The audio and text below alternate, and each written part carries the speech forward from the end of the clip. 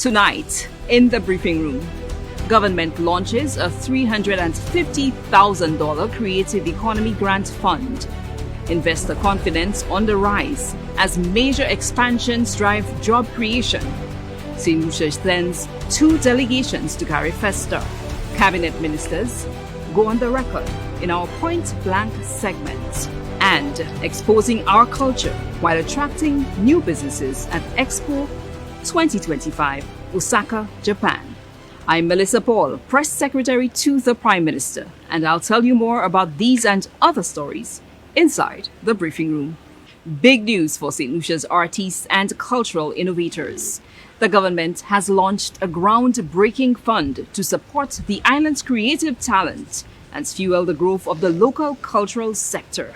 The fund is a direct investment in our young people.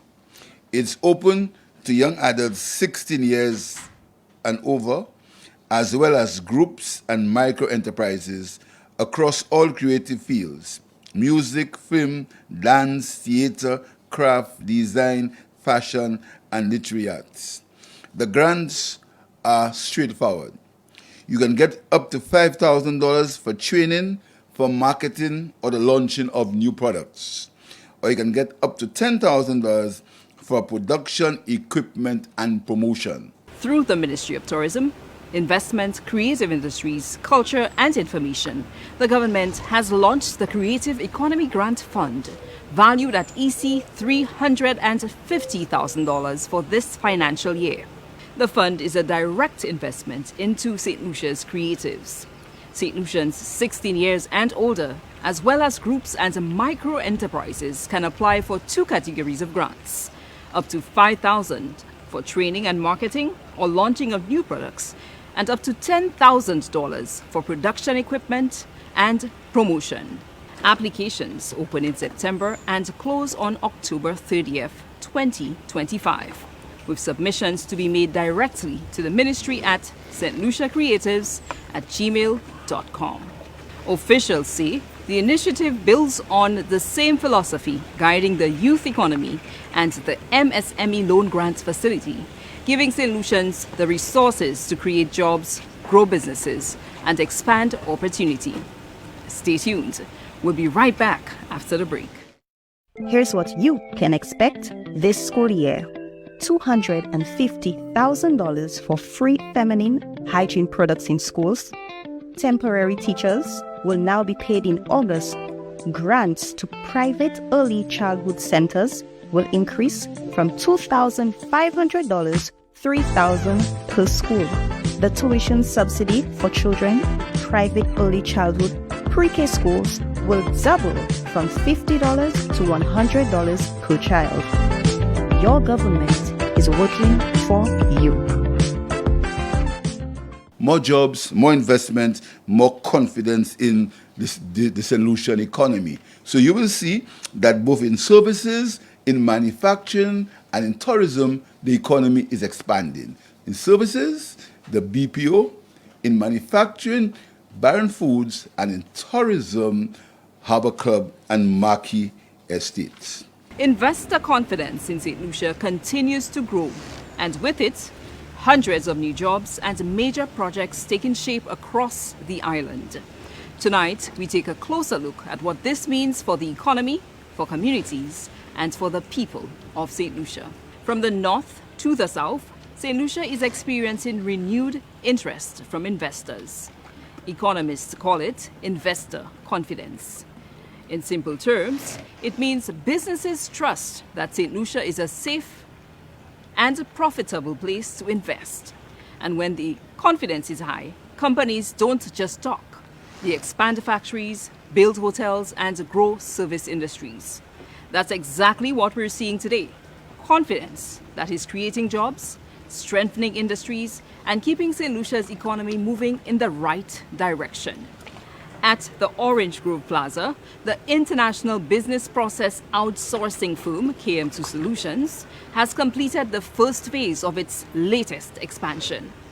Already, 300 new jobs are on stream, with the potential for 1,000 more positions as the rollout continues. When combined with KM2's existing operations in Union and Masad, the company's workforce will soon reach 2,500 St. Lucians employed across 3 sites. In the south, St. Lucian brand Baron Foods is moving forward with an ambitious expansion, reinforcing the agro-processing industry. This means more jobs in the south, stronger local production, and a bigger presence in both regional and international markets. Meanwhile, in Rodney Bay, construction is in the works on the Harbour Club residences, an 82-unit development featuring luxury condominiums, penthouses, and marina view apartments. Beyond redefining high-end living, the project is creating employment in construction now and hospitality services once completed. And in the north of the island, the Marquee Estate development is being described as one of the most transformational investments in St. Lucia's history, with hundreds of jobs expected during the building phase. Marquee Estate is poised to raise the bar for luxury tourism, creating long-term opportunities in hospitality and related services. Together, these projects signal more than just construction and expansion. They demonstrate solid investor confidence in St. Lucia's stewardship of the economy and in the talent of our workforce. We'll be right back.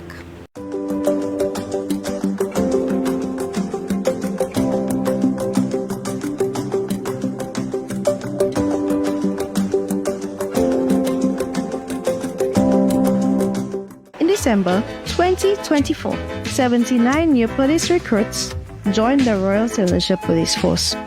This December, another 80 officers will graduate. By the end of 2025, that's 159 new officers trained, ready, and on the street. This 1.24 million investment, made possible by the reinstatement and increase in the police training budget, is part of this government commitment to fighting crime and protecting every citizen. Your government is working for you.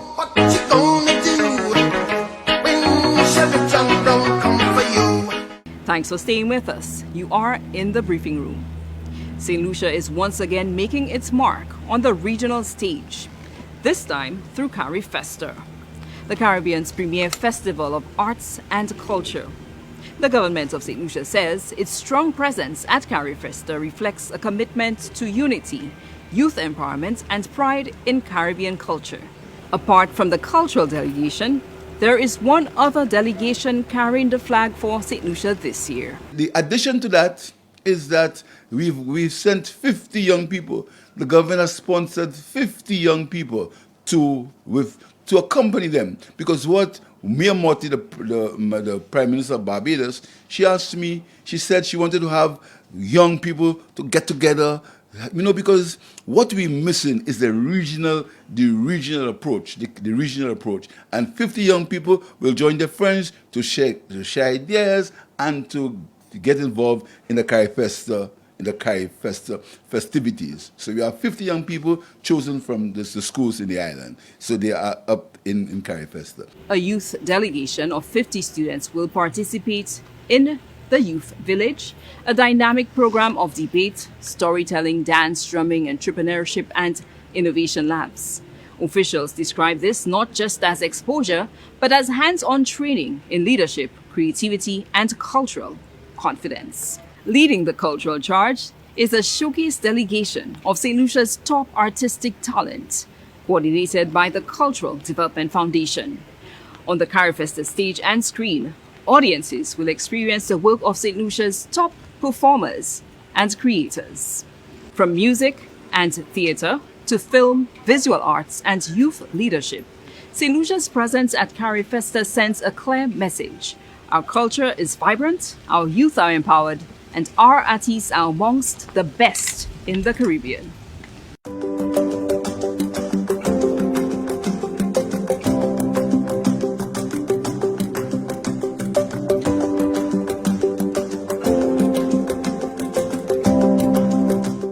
Get the facts straight from the source in the briefing room. For the latest government press briefings, policies, programs and projects that matter to you. From national security to health, education and economic growth, it's all in the briefing room. Join the Prime Minister's Press Secretary, Melissa Paul, in the briefing room Wednesdays at 8 p.m. on HTS, Thursdays at 15 p.m. on MBC, and on Thursdays at 8:30 p.m. on NTN. In the briefing room, facts matter. In the briefing room, people matter. And now it's time to go point blank. This is the question and answer session. The results for CXC came out. A few promising takeaways from that. Our best in 5 years, performing better than the regional average. Just as Minister, when you heard those gains, what's your thoughts and feelings towards that? Well, like most of the students, the principals and the teachers, parents as well, I was anticipating good results this year. I know the schools had worked very, very diligently to prepare the students. And after having made my rounds at the various schools, I was pretty much satisfied with what I saw happening. And it did not come as a surprise that our students had done better this year than they would have done in previous years. But there is just one area of concern that we continue to work at, and that is mathematics.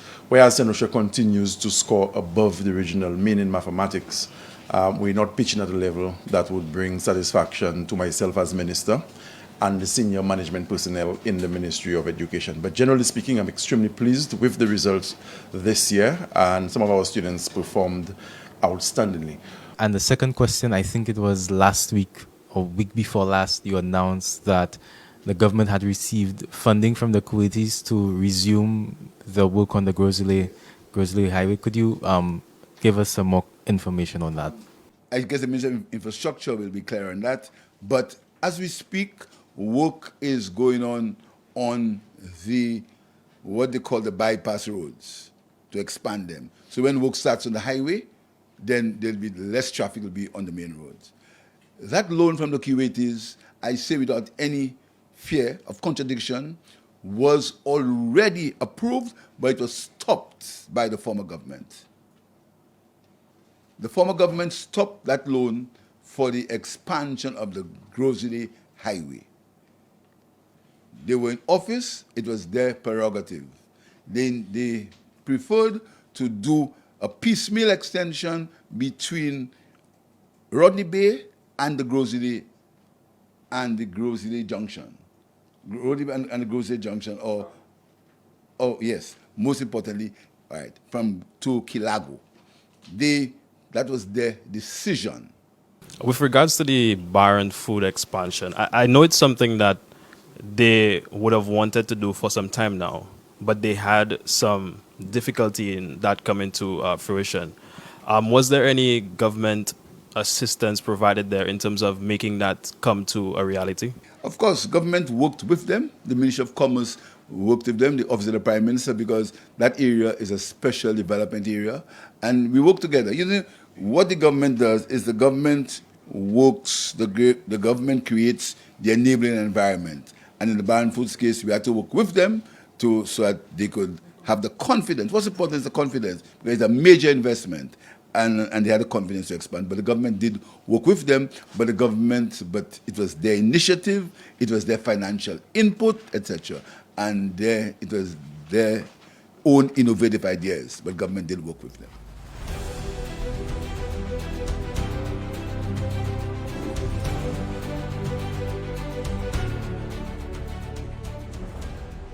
And finally tonight, St. Lucia is making its presence felt at Expo 2025 in Osaka, Japan, one of the world's largest international gatherings, uniting more than 150 countries and millions of visitors. St. Lucia's Pavilion has already welcomed more than 1 million visitors.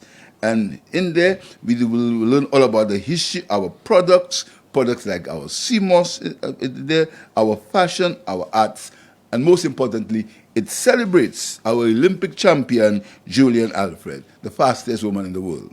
Running from April to October under the theme, Designing Future Society for Our Lives. Expo 2025 is giving St. Lucia an unprecedented platform to showcase not only its culture, but also its potential for trade, investment, and tourism. Leading the delegation in Osaka is Deputy Prime Minister and Minister for Tourism, Investment, Creative Industries, Culture and Information, Dr. Ernest Hilaire.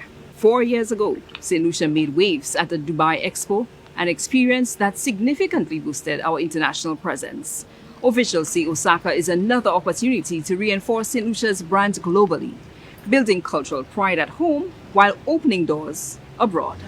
With nearly 1 million people already stepping through our pavilion, St. Lucia's participation at Expo 2025 is proving to be more than a showcase. It's a powerful driver of visibility, connection, and opportunity on the world stage. And that's our show. Thanks for joining us. Remember to stay informed, stay engaged, and I'll see you next time when we go inside the briefing room. I'm Melissa Paul. Good night.